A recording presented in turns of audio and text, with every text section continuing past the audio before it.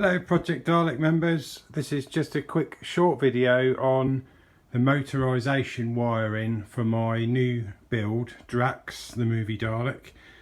Again, I'm using my 55 amp hour lithium battery. It's a great battery, it's a 24 volt. Don't need any twin batteries, or you don't need to try and take gel batteries and separate them and all that sort of stuff. So this is a great little package. It's also got a voltmeter on top, as I'm sure you've seen before. That tells you the voltage and how much charge it's got in it. Okay, so what have we done for Drax? So basically I'm using an Invacare Mirage mobility scooter or wheelchair, power chair, whatever you want to call it. And I bought that on eBay for about 190 quid. Stripped it down completely, sold all the parts and made me money back, but I retained some important parts of that wheelchair, namely the motors, which there was 2 of. I've also kept this control box in here, which is what you need to control the wheelchair. I've kept one part of the wiring harness, which is this here, which is the power lead going into it, and then of course the joystick. So everything, all the wiring I've done is wired in 10 AWG cable, or 6mm square copper cable. And I'll just quickly take you through the process of how the power goes from the battery into the control box. So the battery comes with this Anderson SP50 connector, which has got the handle on it, so you can just pull it out. So I've mounted a red SP50 Anderson connector here. And then I've run 6mm cable from that. So the 6mm cable on the power side, I'll just take you around the other side here, goes into a thermal circuit breaker, one of these, a bit difficult to see, the 35 amp one, and the MOT stands for motors. Now the thermal circuit breaker will detect any overcurrent or heat, and it will just trip out. But the advantage with this over a fuse is that you can reset it. So once you fix the problem, obviously you can just press the button and it resets the circuit, so there's no need to carry fuses. So the positive side of the battery goes into the thermal circuit breaker, then back out again, and then it comes via a short 6mm cable. We've got to try and keep it short really, into this battery disconnector switch, and the feed goes into the bottom and then out of the top, and then directly into this power feed here. You can just about see it, which is the factory harness. So that's the positive side of the circuit. The negative side of the circuit is from the SP50 plug, a black 6mm cable, and it goes straight onto this earth post, which I've mounted on the seat box. I've put covers all over it so that if there's any stray currents, it's not going to short anything out if anything touches.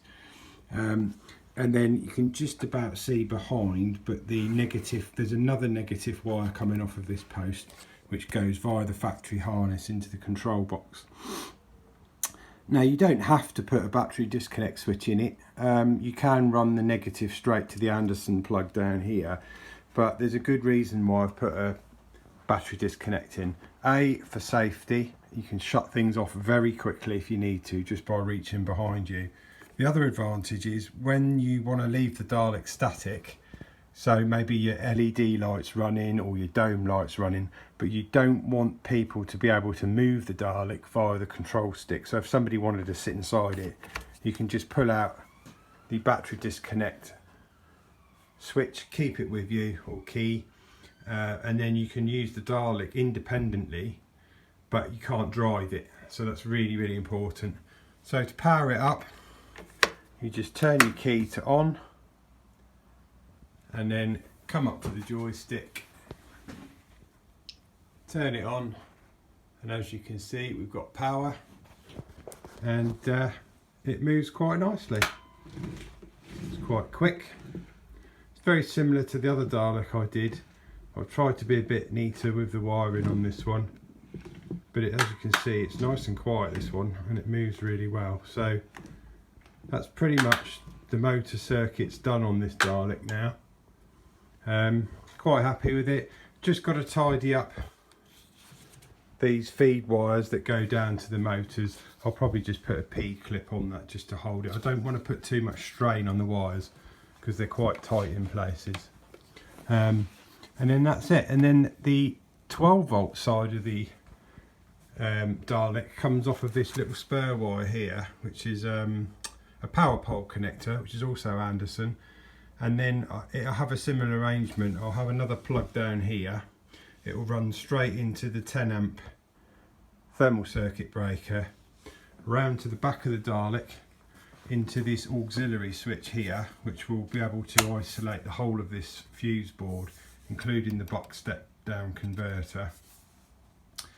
From the auxiliary main on switch, it will go into the buck step down converter, and this will turn 24 volts into 12 volts.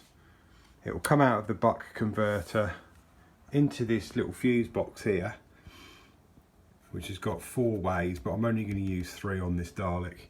And then it will come up into these switches here. So you've got one for your modulator, one for your dome, one for your gun, and then that will go off and feed the various circuits. And then the Mark mod, or the voice box, is mounted around the front here.